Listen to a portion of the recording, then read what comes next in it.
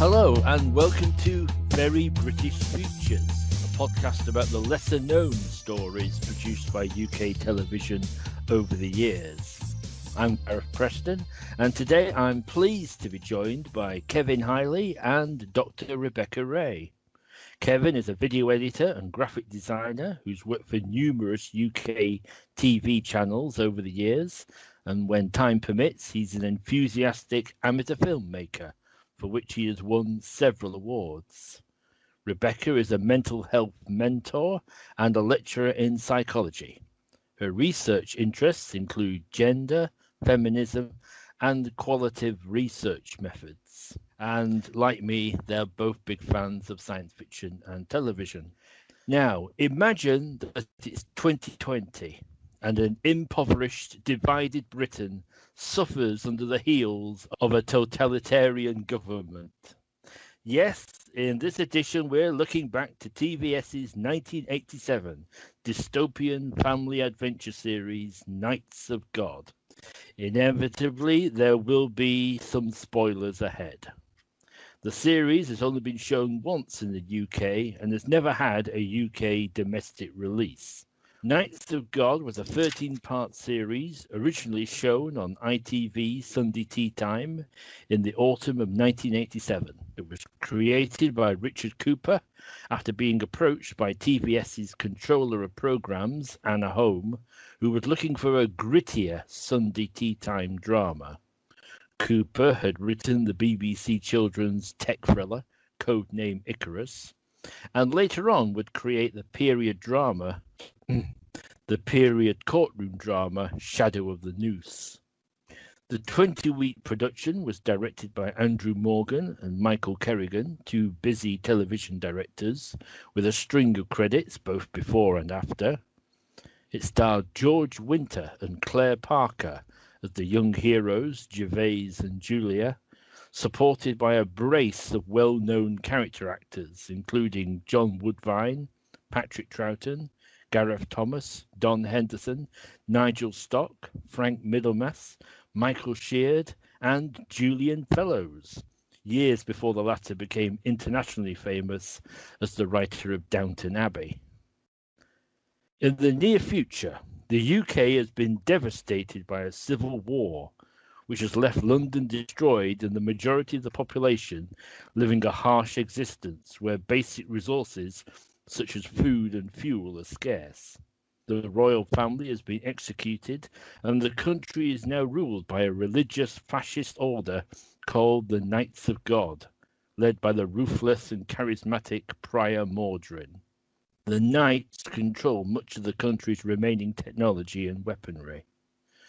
Nevertheless, a resistance movement has grown up based in Wales, and a teenager called Gervais Edwards is unknowingly a key figure in their plans to overthrow the dictatorship. Over the course of the series, Gervais is arrested, blackmailed into joining the Knights, and indoctrinated, whilst Julia, his girlfriend in the work camp, escapes and joins the resistance.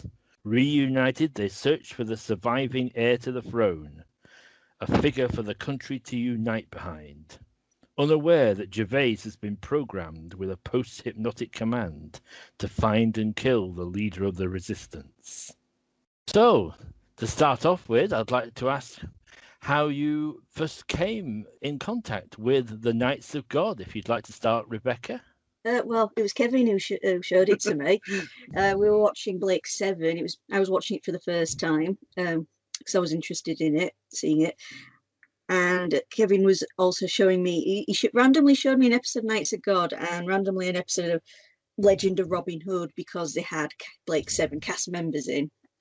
And I was interested in watching more Knights of God, but we didn't for some reason. We just left it for quite a while. And then I said again, I was interested to watch. We kind of binged it all in one go at one point. Yeah, not long ago. Yeah, not long ago. And Kevin? Yeah, well, I didn't see it at the time, which is a shame because I would have loved it if I'd known about it. I mean, I grew up hearing about it mostly because of it being Patrick Troughton's last screen appearance, which that in itself would have made me curious, to have a look at it. I didn't get a copy of it until I think somewhere in the 2000s. Yeah, as you've mentioned, it wasn't released on video or DVD, which explains again why I never had any other chances to get hold of it. So yes, I obtained a copy from someone online. I seem to recall. It was just one of those names of classic British sci-fi TV shows that I was just sort of I like to see the more obscure stuff. So I was just always just wanting to get my hands on it. Yes, I did actually start watching it at the time of the broadcast.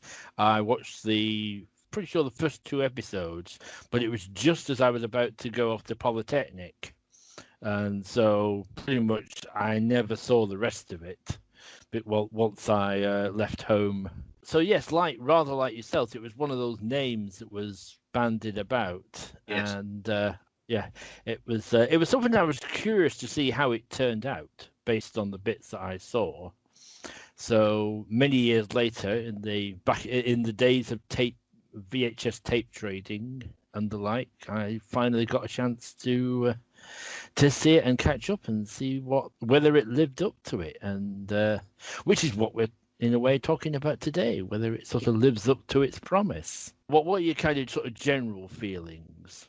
I'm pleased to have seen it, and there are some very laudable aspects of it, actually. As a one-off TV drama, it is surprising it isn't better remembered, but at the same time, there are an awful lot of better programs from the era out there. I mean, it's definitely should have niche appeal, but doesn't seem to have ever had a cult following ever grow around it. Not like the Tripods or even Star Cops has. Knights of God just seems to have languished in obscurity almost. Hence why it's always been so difficult to find copies or even find people who've seen it.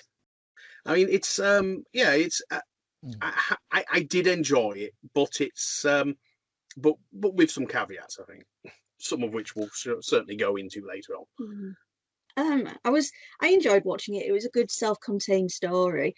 I was quite curious about who its target demographic was meant to be, because I was told it was classed as a children's show, which very much shocks me because I wasn't told that until about a few episodes in.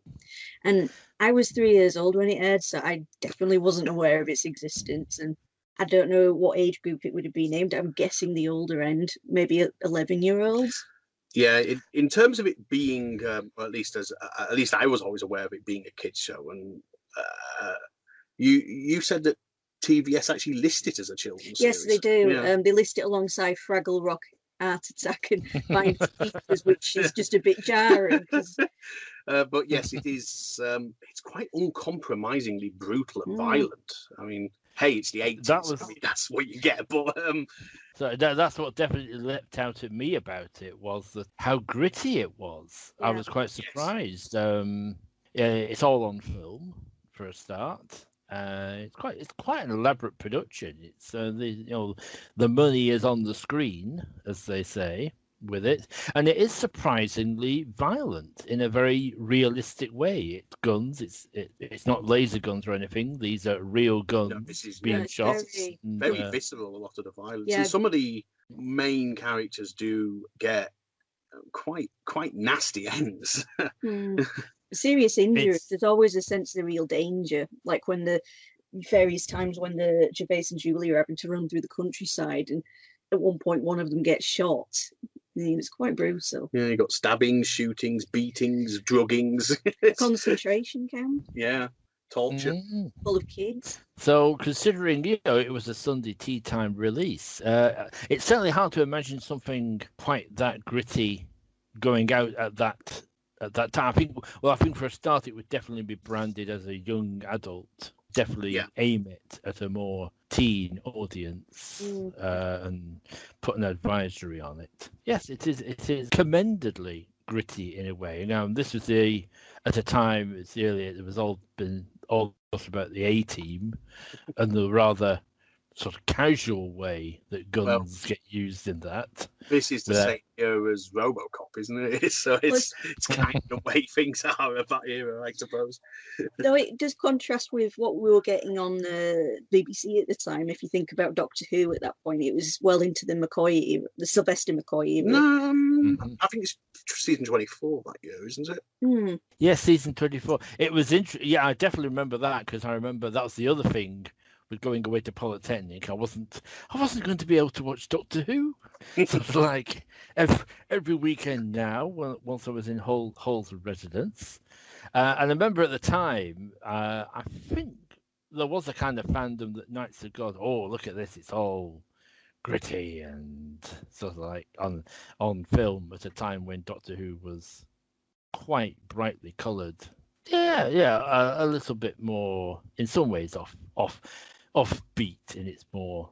I suppose it's not really a fair comparison though, because Doctor Who is a show about going off to other planets. You've got Andrew Morgan is the common denominator, isn't he? Because he does Time and Nurani, and whatever you want to say about Time and Nurani as a story, the actual production values are really high. Again, it's an example that both the directors of Knights of God, they know how to put the budget on screen, and Andrew Morgan shows that in Doctor Who as well, and then he does Remembrance, doesn't he? He does. Which is another very good look. Both his productions are very good looking productions. Yeah, he is definitely someone who knows how to put the budget on the screen. And it's an interesting idea. I mean, the idea this is based on a civil war between the North and the South, and we are now in the aftermath of it. It's something that people talk about. I mean, right up to today, people talk about this North-South divide. Some people even talk about independence for the North. So how do you feel sort of like the Knights of God as a way of addressing that idea of a modern English civil war? Well, I think we've got to see this through the lens of the time. I mean, this is like the era of like the miners' strike and the various political upsets of the 80s and destroying of the unions by the Thatcher government. And I imagine if you were going to extrapolate a possible future at the time, you would see as a sort of a break between North and South initiating some sort of civil disorder. I was just thinking also, because in the late 70s, it was a bit of a thing with the punks, because you had films like Jubilee where the royal family were, Britain fell into anarchy and the royal family was gone and killed. So it did seem to be a theme at the time. And I actually thought when I first started watching Knights of God that it was older. I thought it was about 81 or 80s. I was very surprised how late 80s it was, because it just doesn't feel fitting in late 80s. Well, it's true, isn't it? But as we were saying, like with season 24 of being a contemporary production, has a very colourful and offbeat feel, whereas Knights of God is very grey, gritty, stark almost, and something you tend to associate more with the 70s, I suppose. Yeah, like the miners' strikes. Yeah, not the brashness of the 80s. It kind of weirdly, it does have a bit of a 70s vibe to it. I think it's partly because it's on film. Yes, and it's also it's quite a rural show. I was thinking about this, watched it when I was rewatching episodes for this podcast.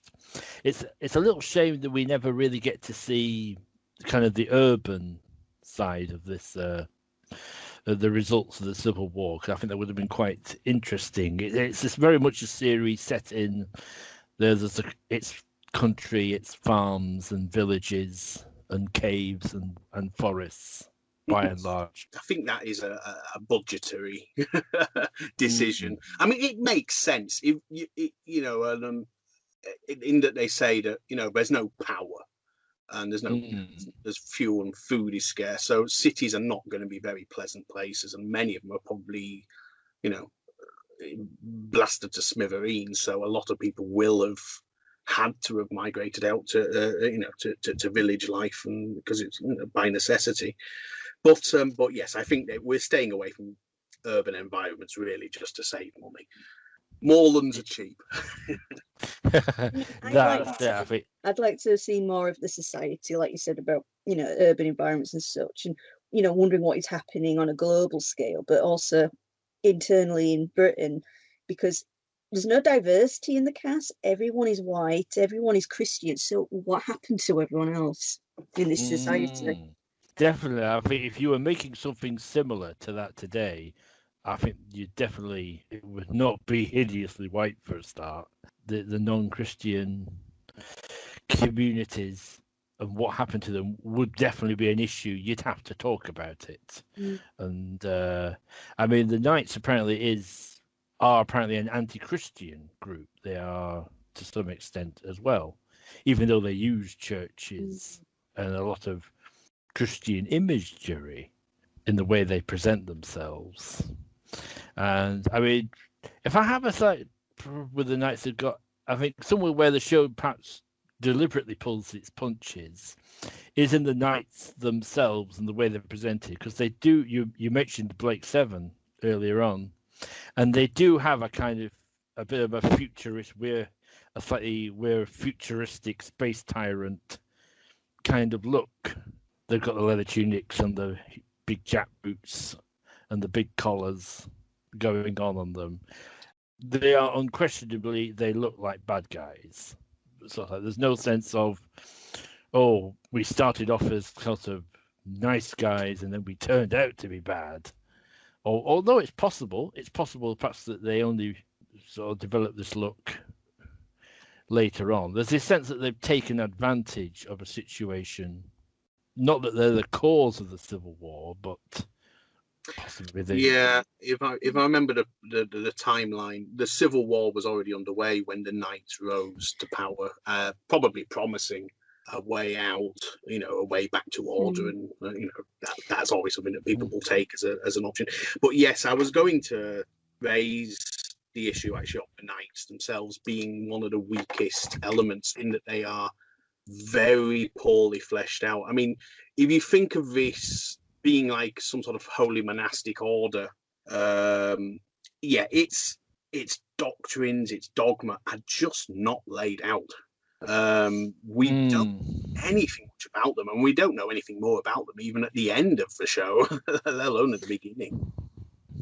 It could be that the show is wanting to avoid getting into this kind of sectarianism debate. I mean, it's still sectarianism is still a touchy issue in 1980s Britain, of course. So it could be that they are painting them more as jackbooted fascists simply because they don't want to get into some sort of religiously driven sort of fervor for violence and destruction. I don't know. I was reading that the novelization covers this more, saying about all the different Christian branches came together in a reaction to the Knights because they saw them as very decadent and full of all these religious trappings and securing wealth like alcohol and stuff. Well, what you see is, other than the actual initiation ceremony, which we see a couple of times, or at least once anyway, other than the actual chapel that the Knights have, as soon as they're out of that chapel, there is nothing religious about them. There is no fervour and piety on display. There's no, sense that they're being run by some sort of spiritual doctrine of any kind. That is very true, and it feels a little bit of a missed. Well, it was a deliberately missed opportunity. But when you've got a series that's called Knights of God, and I think there is something that, for me, that's one of the sinister things about any doctrine that uses a kind of religious language in a hypocritical way. I think that's always a very sinister, manipulative thing in any drama, right up to things like The Handmaid's Tale or similar. So that it's a long way from that kind of imagery. A long way.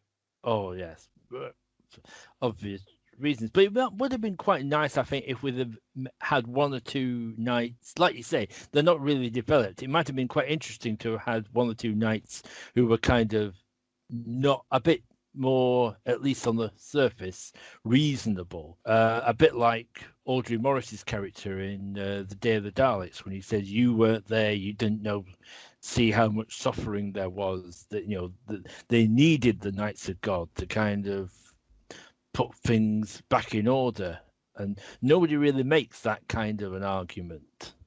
Well, would you like to say a little bit on Nigel Stock and his character of brother Simon? He's a good character.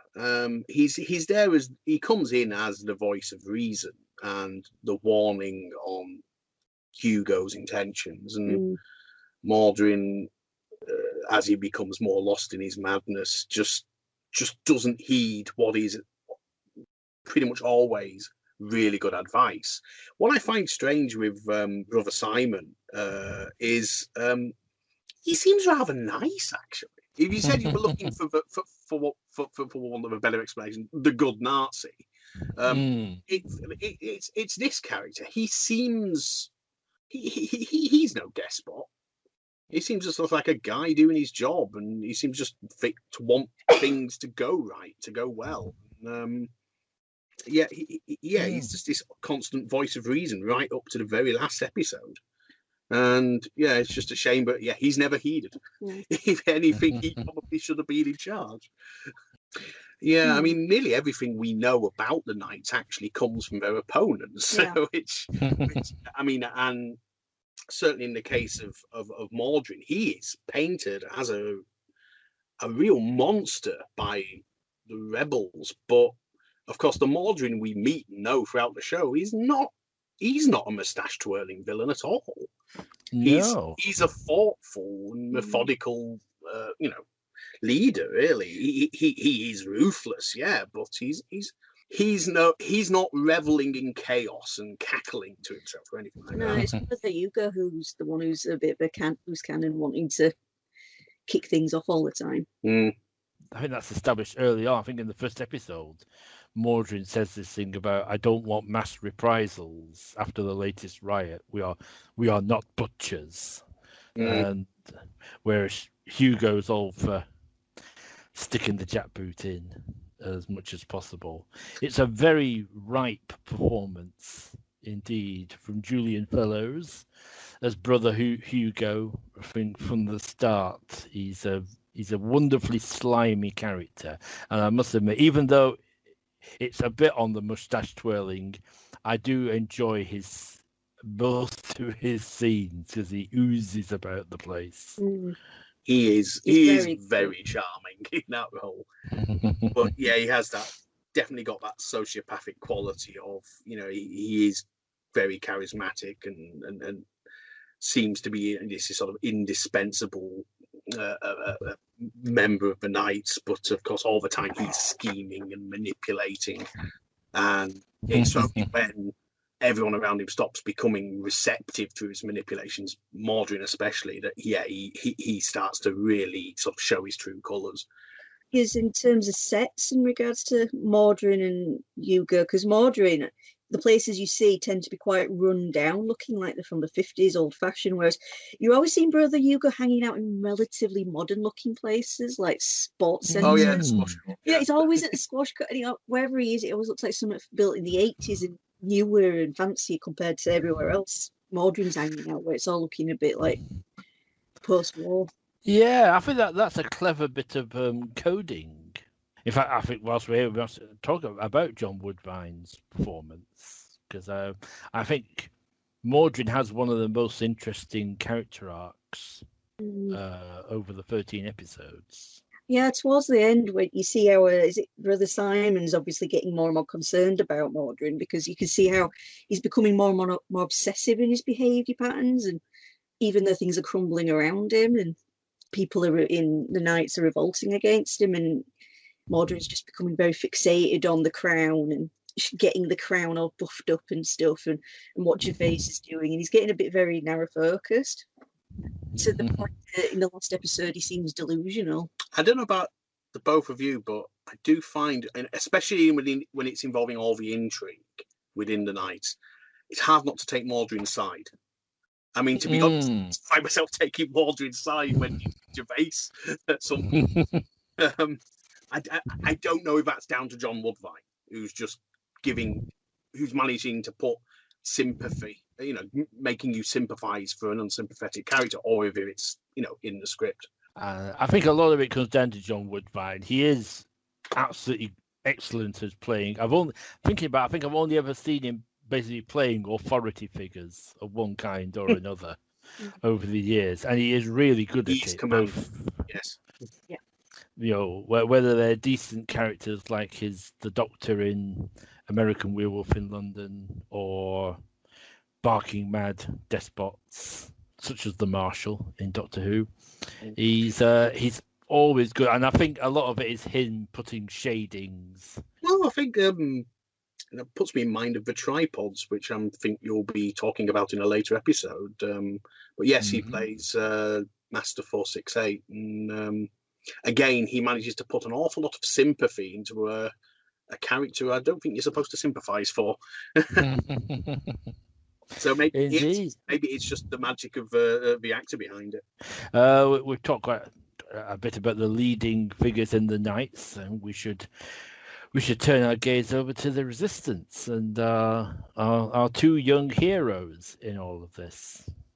How do you feel about Gervais and Julia?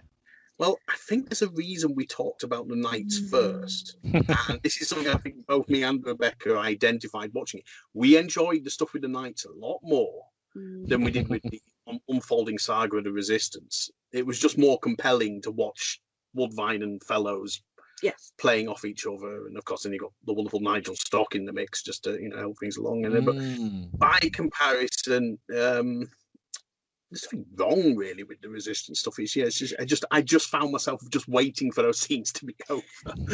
Well, the issue I had with it was, I mean, as someone who's seeing it only just now, it reminded me a lot of Harry Potter, particularly Harry Potter and the Order of the Phoenix, because it's very much drawing on the Chosen One trope with Gervais, and the way the Resistance behaves throughout drives me nuts, because they behave like Dumbledore. Arthur is like Dumbledore, and the Resistance behave like the Order of the Phoenix throughout, because they never tell Gervais anything. They're just saying, "You've got to live, boy, live," and they never explain anything. They don't tell him why he's important. They just say, "This boy is important." They never tell anyone. So you've got people wanting to execute him. They don't tell him why they care. Yeah, anyone who's going to watch this series, they have to prepare themselves to watch Gareth Thomas say, "Live, boy, live," over and over again. Usually with his face superimposed on the screen. Yes, translucent. Yeah. Over and over. It's just frustrating how they never explain anything to Gervais. They just let him get herded off to a camp and just say, "You've got to live." They don't make it clear to keep your head, why he has to keep his head down or anything. So they just don't bring him into any plans. When other people are wanting to execute Gervais, Arthur doesn't explain why he's defending them and putting him on trial. It doesn't explain anything. It's just very frustrating. It is like that Harry Potter in the Order of the Phoenix in a way. No one's explaining anything in that case to Harry, and he's just getting more and more wound up because it's adults keeping secrets from children, and it's the same in Knights of God. They're not explaining things properly to Gervais or Julia. It's still a problem with that Chosen One trope that seems to fall into a lot of adventure series. And like I say, there is no clear reason why the Resistance have this strategy with him, why it's necessary. All you get is Arthur just continually saying it's not the right time. I don't know how he's measuring that it's not the right time. Seems really risky, isn't it? Just let's not keep tabs on the boy anymore. Just let him be herded off to a work camp where he might starve and die or work himself to death. We don't know. It just seems a very risky strategy. I was going to say one thing. Gervais's least is not as annoying as certain Chosen Ones, especially ones whose initials have H and P in them, because generally he makes good choices throughout. Yes, he seems he doesn't do the kind of "I'm going to do something that's obviously stupid" for the most tenuous of reasons. Gervais is mostly likable, but what I found in the first 2 episodes was he was very like an empty vessel, whereas Julia was the more active one. She was the one who was making plans. She made efforts to escape, whereas he just kept saying, "No, I'm not going to do that." And she's like, "No, we should have. I know someone who knows something, and we're going to go here." And he just gets carted off by other people. He gets herded off by soldiers to the work camp. His parents push him that way. He gets herded by John Woodvine. He gets herded by Arthur. Whereas Julia is making her own decisions.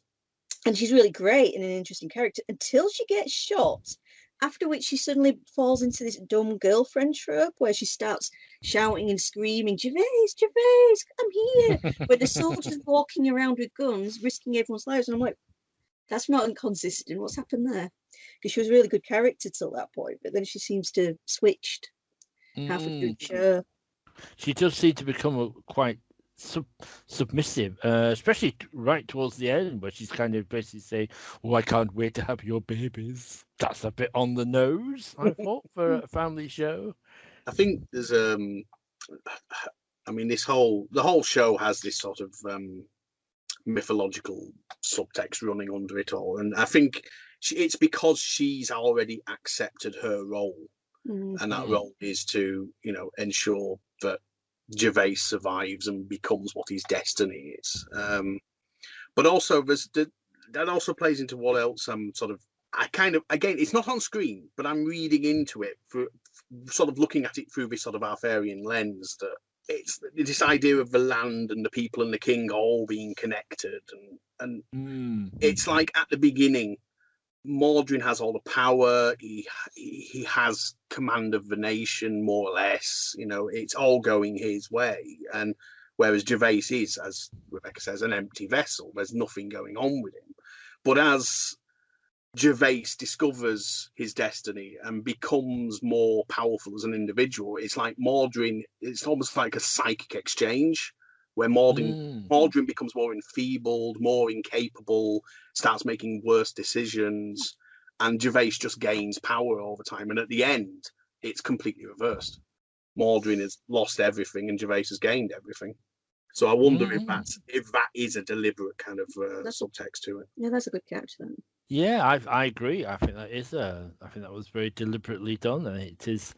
I mean, the Arthurian myth is definitely running through all this.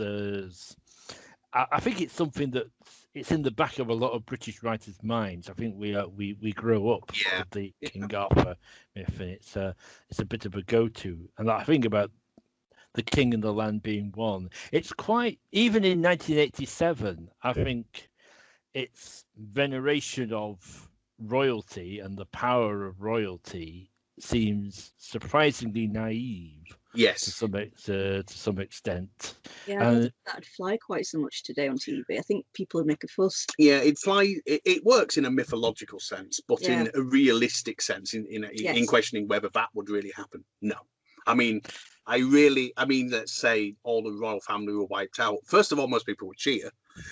But secondly, I don't know if Prince George re-emerged all grown up, would we care? I mean, I don't know. I think it depends who his friends were at the time. Yeah. It was like, also, I could see people accepting it in a sort of, or the people have been waiting, or they've been primed. You don't really get this in the story, but they've been primed, sort of like, oh, there's going to be an uprising, and then you'll hear a speech by someone, and this will be the moment, because it is. The whole royal thing seems more something akin to a fantasy than in a show that's quite gritty in other places. That whole thing about the power of royalty it makes sense if this was a sword and sorcery type of show, and it does seem a little bit odd in this show. It's never overtly stated that there is anything mystical going on, I think, and that's actually kind of to the show's credit. It doesn't take a step over that line, and you could just explain it all the ways that Mordrin buys into this belief in the power of the crown, something he didn't do before. And he says in an episode he didn't see it before, and you could explain it all the ways that it's Mordrin basically created his own downfall just by becoming obsessive over something he didn't need to be obsessive about. Watching Knight's God, a couple of years back, I went to a lecture by the biological anthropologist Alice Roberts, Dr. Alice Roberts, and she mentioned what she called peak 80s mysticism, whereas you talked about popular culture incorporating an awful lot of mythology, and she cited Robin of Sherwood as a prime example. But I will admit, I was thinking Knights of God as well when she was talking about that. So she played some of the music in Robin of Sherwood music in the oh yes, she did. Yeah, but yeah, I think it's obviously something that would have played on TV better in the 80s when people were kind of more into that, I think, than now. Yeah, I think Robin Hood and King Arthur and all that were very popular at that time.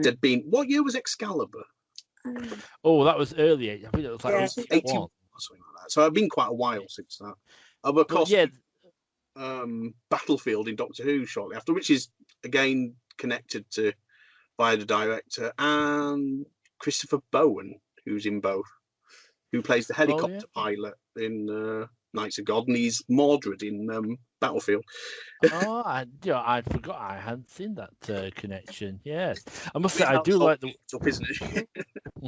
Yeah, one thing I think we're going to find in this podcast series is basically Doctor Who is connects to everything. It is connects to everything. It is the background radiation, basically, of British science fiction to some extent, and sort of like, even though the idea is that's the one show we won't be covering because there's plenty of other podcasts out there to talk about it, inevitably I think it's going to be a rare episode where we don't mention it at some point. But yeah, it does. There was, I think, a miss. I think you're right. I think it does draw on Robin of Sherwood's mysticism a little bit. It's like towards it's probably more to the end, and that's sort of because of Mordred's obsession. And of course, whilst we're talking about Arthur, there's obviously the thing that Patrick Troughton is playing Arthur, and Mordred is his son. We've come all this way, and we've only just really mentioned Patrick Troughton. Yeah, we should probably say something. I think we should. It is a nice. It's a typically decent Troughton performance. I think it was about the first thing I'd seen him, where I was kind of looking at him as an ex-Doctor in a way, rather than I'd seen him in plenty of other things. I think that was one of the first times I was kind of looking, oh, that's the second Doctor, sort of in a way. And it's a decent performance. He played a few of these kind of, he played quite a few of these kind of mystical wise men sort of roles. Box of Delights, the superb Box of Delights. A couple of the Ray Harryhausen films, he pops up with a beard in that sort of sage role. And Supergram at the same time.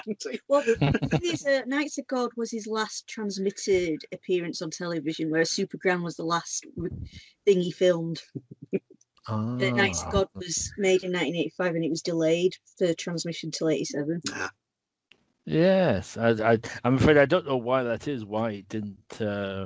Why it was sat on the shelf for so. Yeah, Troughton does have a very difficult job in that though, because he has to sell this idea of Gervais being special and being saved for something important that the whole country needs him to do. And well, you only have his word to go on for most of the show. So if he hadn't sold that well, the whole show could have just fallen flat on its face there and then. Oh, definitely. And given that a lot of his dialogue is pretty expositional, he does an excellent job in it. He's another person where it's always good when he comes onto a scene. You know, the resistance is going to get a little bit more interesting. They don't have much of an inner life, really. The resistance. No. We're the resistance, and we talk about being the resistance. In fact, Gareth Thomas, gives his usual well-rounded performance as you would expect from him. And Don Henderson is really good. But the thing about Don Henderson is he is. Well, I'm getting more referencing back to Doctor Who again. Gavrok vibes from him in this performance. To be totally honest, he's not a nice guy as Collie. The character is he's really quite horrible. I mean, this isn't a romanticized rebel leader. This guy is basically just wants to shoot people. That's it. I think it's a nice touch of realism that to have him, because I'm sure most resistances have people like that who are in it for the fight. And you know, for half of his appearance as the character, all he wants to do is hang Gervais. He's just it gets him killed eventually. He becomes single-mindedly obsessed with getting justice for the death of, what was her name, Nell, was it? The Yorkshire woman in the cottage. Yeah, Nell. Yeah. But I thought it was he was getting revenge for Gervais killing one of his own men. I think it was what Nell that started him on that path, and then then that's right. Then Gervais kills one in that sort of nighttime. I quite like that business about that he shoots someone. Even to him, it seems self-defense, and then he has all these. It was nice that had repercussions in a way that wasn't kind of brushed under the carpet, as I think some shows would have done. Yes, and actually, I haven't really talked to Gervais. I think George Winter, who plays Gervais, at that time he probably would have been best known for the Borstal movie Scum, as I think he was in both the film and the TV version of it. So that was kind of his major role at that point. Weirdly, carrying on the Arthurian, in years to come, he would play the older Merlin in Merlin of the Crystal Cave series later on.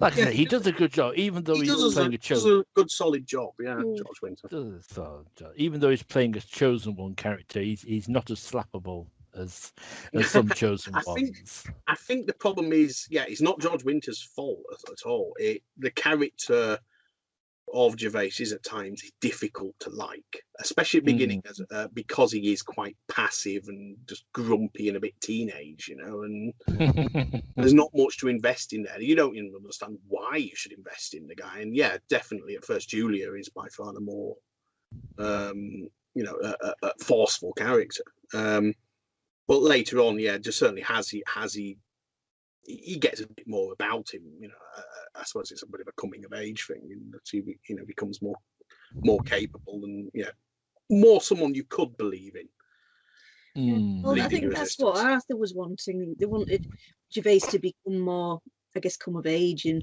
be the kind of man people would want to stand behind.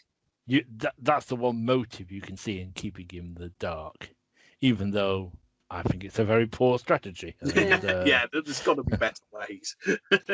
Really. Of doing that. Yes.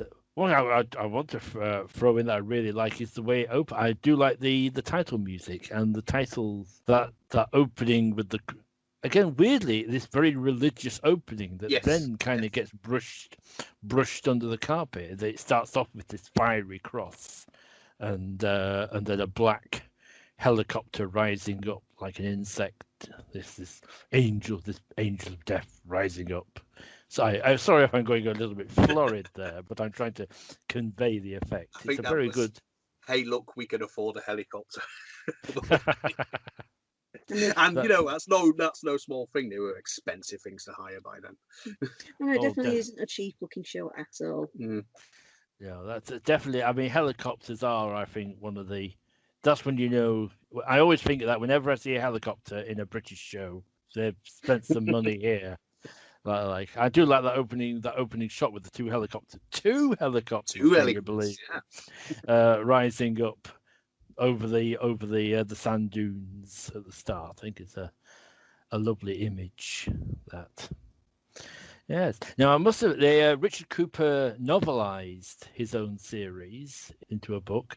Now I must confess, it has been quite a few years since I have read Knights of God, and I have long since got rid of it. So I haven't been able to kind of reread it for this podcast. Have either of you read it? No, in fact, I don't think I even knew a novelization existed until probably the last couple of years. So I've never tracked it down. I did manage to track. Awfully expensive. Cost you about a tenner. Yeah, because there was I was involved in an earlier project that ultimately didn't happen, but involved Knights of God. So I read the book as research. It sticks pretty close to the series. It's probably most interesting for filling in a few more details about the Civil War and about what's going on elsewhere in the world. That apparently other countries, some have broken off diplomatic ties, and apparently America is secretly supplying arms to the resistance, which is the sort of thing America does with the.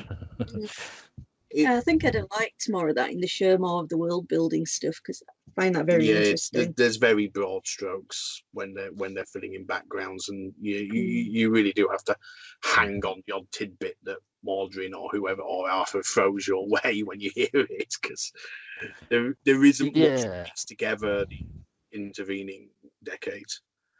Yes, I think definitely if I was writing something like that similar, I think I would build a bit more of that into the dialogue. You know, it's because I think there's ways you could have built it in without stopping the action. Yeah, the Civil War, we really don't know anything about it, and it only seems to be the case that once the Knights show up, that it turns in any way kind of genocidal.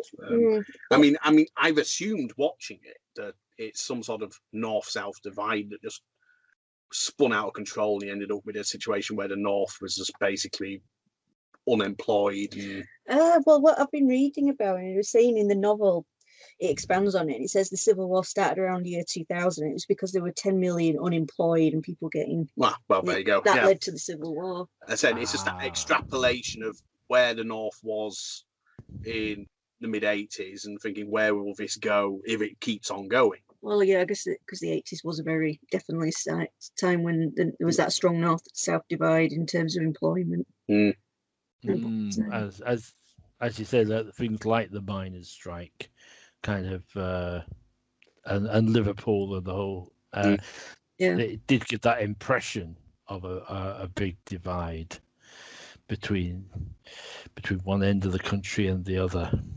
I will say though, I mean, having just talked about geography like this, but in the show there is a lot of weird bending of geography in that the show moves around all these different locations. I mean, there's the rebels in Wales and later in Carnarvon. There's the knights based in Winchester, and then you've got supposedly most of the north being wasteland, and then you've got London featured Canterbury, and they've got a training centre in, I think it's supposed to be Wetherby or something like that. Yeah, you've got with the regions, you've got the southeast, which was renamed Anglia, and then you got the far north, and Scotland was renamed Northumbria, and then in the middle you got Yorkshire and Lancaster, which is called the Wastelands because that's still resistance territory, not control. And then you got Wales, which is just Wales. But I mean, for a Britain where there's no fuel, there's precious little in the way of transportation other than walking. They get around a lot. Yeah, they do. Now you can explain that away when they're using the helicopter, sure, but there is an awful lot of getting from one end of the country to the other. I mean, we're supposed to believe, for instance, that Gervais and Julia were setting out to walk from somewhere where you assume is probably near Sheffield all the way down to Canterbury, which is a heck of a trek on foot. And then they went to that, was it in Ireland somewhere? I don't even know where that was. Where were they going on? I don't remember where the island was. Is it Lindisfarne? Is it supposed to be Lindisfarne? That would be even further north. I don't remember that. Well, I don't think it would be the island. It's quite a bit. I'm thinking out of Lindisfarne because it's portrayed as quite a mystical, monkish sort of an island that they go off to.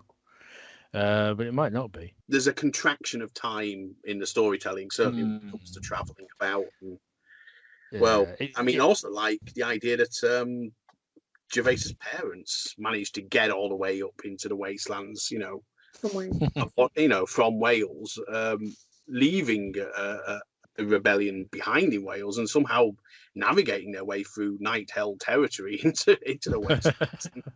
Then prepared to go and do it back again, and it's just like that's unless they've got like transportation we just don't see. We do see the knights have access to steam trains. Oh yeah, the knights, well, they they have control of the the infrastructure. So yeah, they at least have something to get around on. The resistance are all on foot. So that for me it felt a little jarring at times. It is a little jarring, yeah. I think if you're looking at it, yeah, you'd probably try and fit in a bit of, we've been on the road for days now. Yeah, exactly. That's all it needs.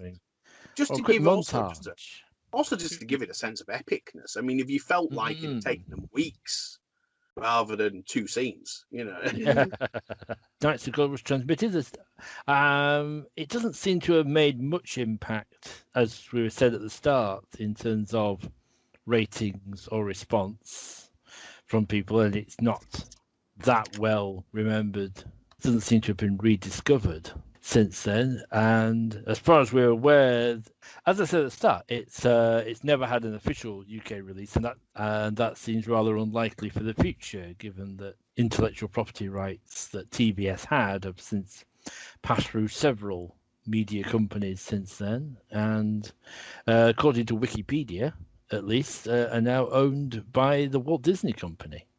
Yeah, that's an odd one. I imagine maybe they don't know what to do with it, because like we said at the beginning, who's this aimed at? Because it says it was a children's show, but it definitely wouldn't... You couldn't market it to children. No, they'd have to market it for young adults, I think. So I think if someone comes across it now, I think they might think a bit more of as a rip-off of the Hunger Games, to some extent. Yes. Yeah. But it wasn't unique territory to tread at the time, and even less so now. It's it's a journey we've seen adventures take again and again. So I guess that might be one of the things playing against it. It doesn't feel very unique.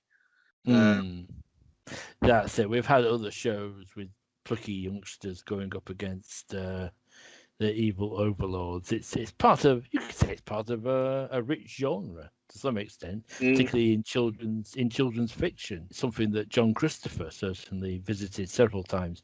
Obviously, The Tripods, but another novel of his he wrote called The Guardians, which this actually does remind me of Knights of God. And there's another one called his Sword of the Spirits trilogy, which is another set in a sort of post-apocalyptic British Isles. I'm going to go for some summings up from both of you now over Knights of God. So yeah, sure. I mean, I think I'd consider it more in the speculative fiction genre as a whole. It's more alternative history than what most people would call sci-fi, because it's just an alternative Britain extrapolated, as you said earlier, Kevin, from the 80s and the way things were going then. There was lots of this idea of the royal family being toppled and divisions and stuff. So it's just giving an alternative future, really. Yeah, there isn't much actual sci-fi going on, is there? It's I mean, okay, they've got video conferencing like we're doing now, which wasn't much of a thing in the 80s. So certainly got that, and they've obviously got some sort of internet in that you've got primordial computer, different people's files, and archives, and what have you. But there isn't much play into that. I think it's a self-contained story. It's only 13 episodes, so it's easy enough to get through, and it is watchable. It's you do get into it, but it does get frustrating at times, as I said before, the way people keep secrets, the resistance keeps secrets, and that gets you annoyed with the resistance, whereas the knights and the internal intrigues and backstabbings are more captivating and interesting. Hold your attention more.